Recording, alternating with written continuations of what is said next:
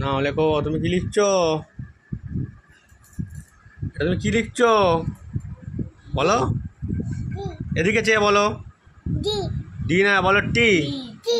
টি নাও লেখো, আবার লেখো।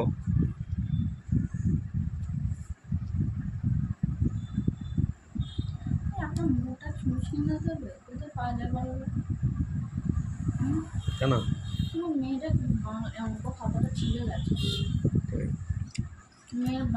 না, আরেকটা লেখো, আরেকটা লেখো, আরেকটা লেখো, আর একটা টি লিখে নাও।